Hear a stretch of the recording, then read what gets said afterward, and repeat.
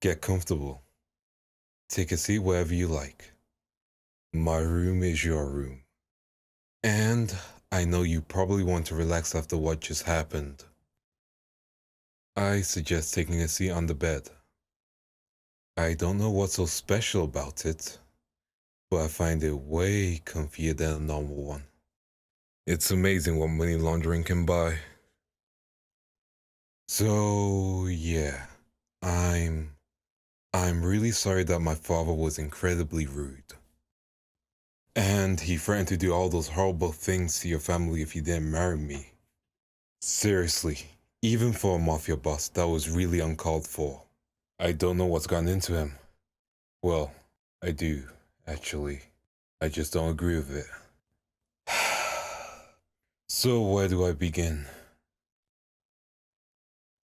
Well, okay. So you know I've had a crush on you for a long time, right?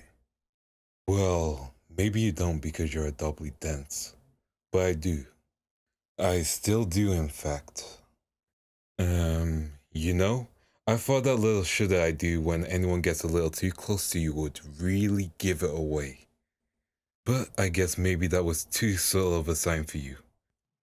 Well, I guess now you know. So, I've loved you for a long time. A long, long time. As long as we've been friends, basically. And my father, the perceptive man that he is, noticed this. And he said to me, if you're so into them, perhaps you should just take them. My father has this, what's the word? Like a tough mentality. Like if you want something, you should just go and take it. Anything less signals weakness, which is completely unacceptable to him.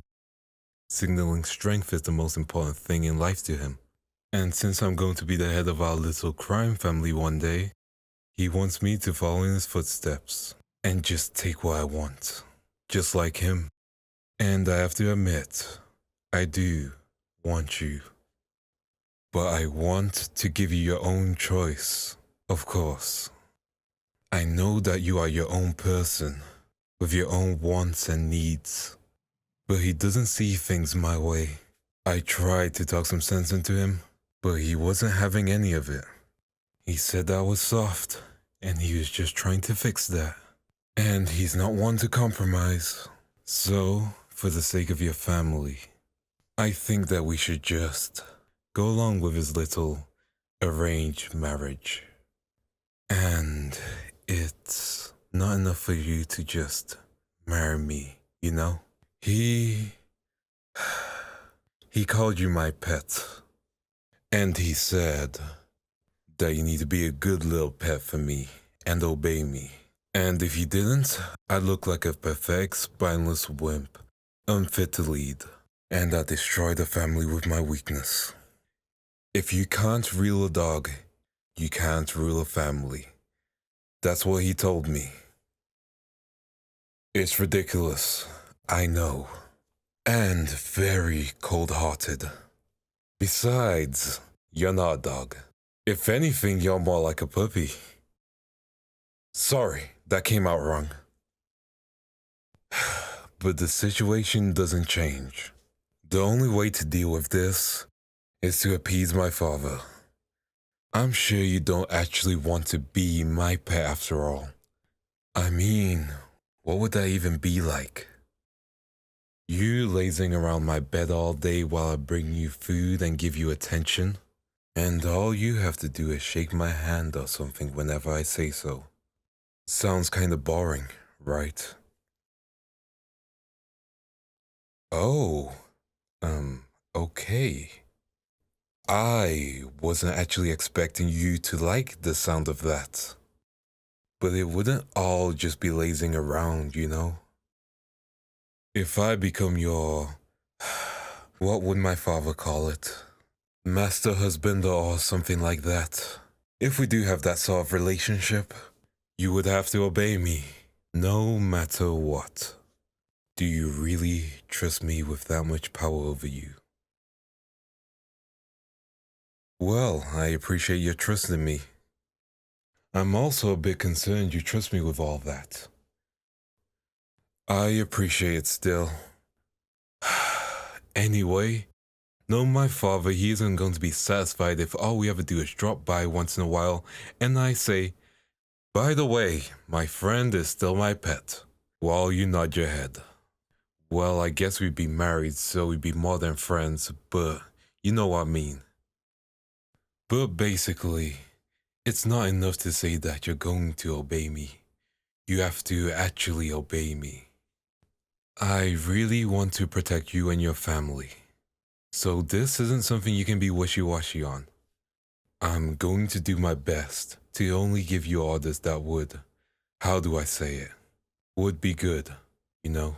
And that hopefully can keep my father off your family's back at the same time.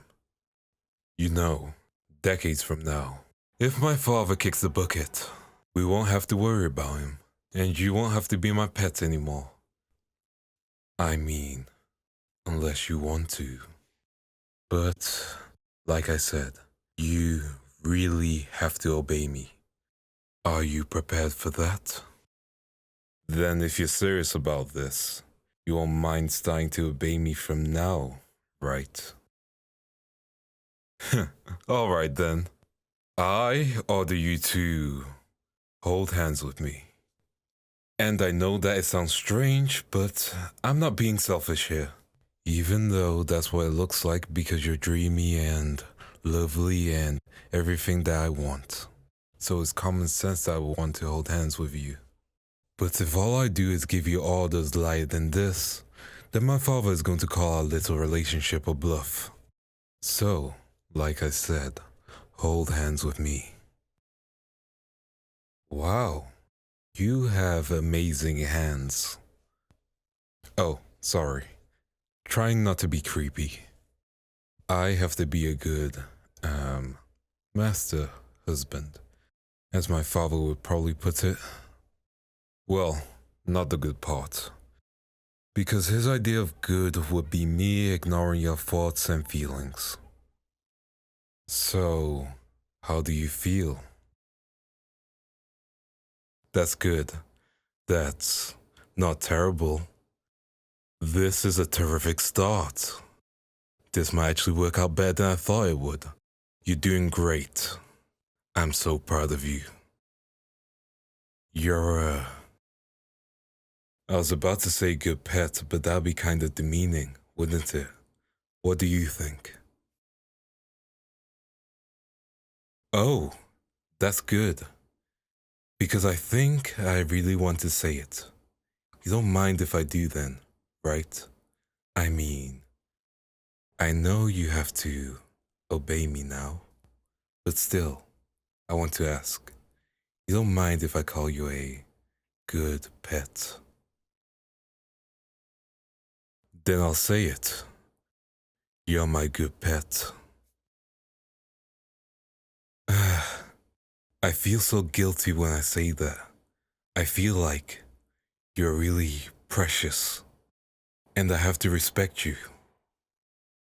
But you're fine with it, and it doesn't have to be demeaning if we don't want it to be. Isn't that right, my good little pet? I think I could get used to this. Let's see. What's another reasonable order to give you? You know, just to make sure you're truly comfortable in your new role. Hey, do you love yourself? Because I love you. And I think it would be silly for anyone not to love you. And I guess since it's obvious that you should be loved, I think you should love yourself too. Well, I guess I really can't just give you an order to love yourself. It doesn't work like that.